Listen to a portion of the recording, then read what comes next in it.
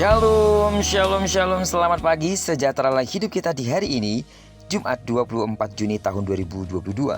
Adalah sebuah anugerah yang patut kita syukuri jika kita bisa berada di hari ini kembali, amin. Dan sama seperti Dia telah memberkati tidur malam kita, maka Dia juga pasti akan memelihara kita di sepanjang hari serta memberkati hidup kita. Baiklah, sebelum kita melakukan semua aktivitas kegiatan hari ini, izinkan kembali Tuhan bicara melalui pembacaan Alkitab, satu hari satu pasal, yang akan tetap kita ambil dari pembacaan 66 hari bersama Yesaya. Dan hari ini kita telah memasuki hari yang ke-56, maka kita akan membaca kitab Yesaya pasal yang ke-56, ayat yang pertama sampai dengan ayat yang ke-12. Judul perenungan kita pagi hari ini, Rumah bagi Semua Orang. Sebagai pengantar renungan ini, saya akan coba bacakan ayatnya yang ke-7. Mereka akan kubawa ke gunungku yang kudus, dan akan kuberikan kesukaan di rumah doaku. Aku akan berkenan kepada korban-korban bakaran dan korban-korban sembelihan mereka yang dipersembahkan di atas mezbahku. Sebab rumahku akan disebut rumah doa bagi segala bangsa.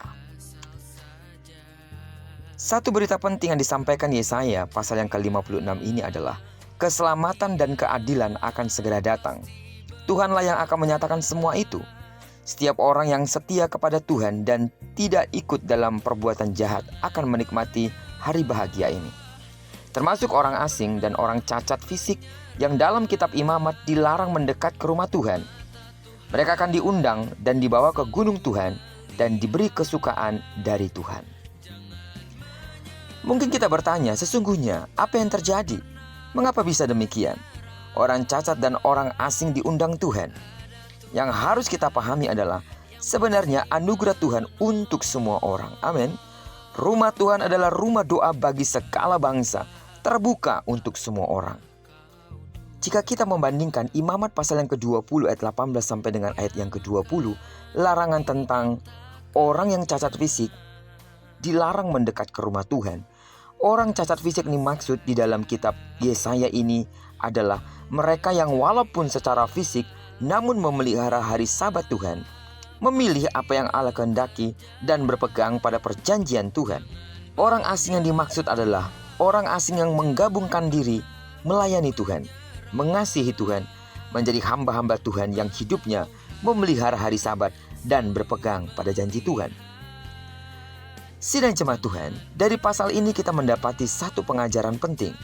Memang benar bahwa bangsa Israel adalah umat pilihan Allah, namun ketika tidak hidup sesuai perintah Tuhan, bahkan hidup meninggalkan Tuhan dan menistakan Tuhan, maka Tuhan tidak segan untuk menghukum dan menghajar mereka. Memang pilihan Tuhan atas bangsa Israel tidak pernah berubah. Allah tetap mengasihi bangsa Israel. Karena kasih-Nya lah Allah menghukum mereka. Sebaliknya, mungkin ada orang cacat fisik atau orang asing, secara posisi mereka lemah, tidak punya hak untuk berada di bait Allah. Namun mereka mencintai Tuhan, melayani Dia, dan hidup seturut firman Tuhan. Allah pun memperhatikan mereka, mengasihi dan mengundang mereka untuk dapat menikmati kebahagiaan di dalam Allah. Demikian pula lah kita sebagai orang-orang yang telah memiliki hak istimewa sebagai anak yang telah ditebus oleh Allah. Janganlah kiranya kita mempermalukan Tuhan, karena Tuhan tidak akan sungkan menghukum setiap orang yang melakukan hal yang tidak benar di hadapan Tuhan. Dosa membuat setiap orang harus dihukum. Tapi karena kasih karunia, Tuhan menyelamatkan dan mengampuni. Tapi orang yang telah diampuni itu tidak serta-merta bebas dari hukuman ketika mereka melakukan hal yang berdosa. Karena itu, sidang jemaat Tuhan, mari kita sama-sama terus menjaga kekudusan yang Tuhan sudah berikan kepada kita, supaya kita menjadi orang-orang yang sungguh-sungguh berkenan, layak di hadirat Allah sampai selama-lamanya. Terpujilah nama Tuhan. Kiranya perenungan kita pada pagi hari ini mengingatkan kita kembali betapa penting kita untuk mengingat, karena kasih karunia Allah sendirilah yang memampukan kita untuk layak di hadapan Tuhan. Digenapilah kiranya firman Tuhan yang berjanji bahwa apa yang dikerjakan tangan kanan dan tangan kiri kita dibuatnya berhasil. Kemanapun kaki kanan dan kaki kiri kita melangkah, karena kita menyerahkan diri kita sepenuhnya ke dalam tangan Tuhan, maka di sana kemuliaan Tuhan akan dinyatakan.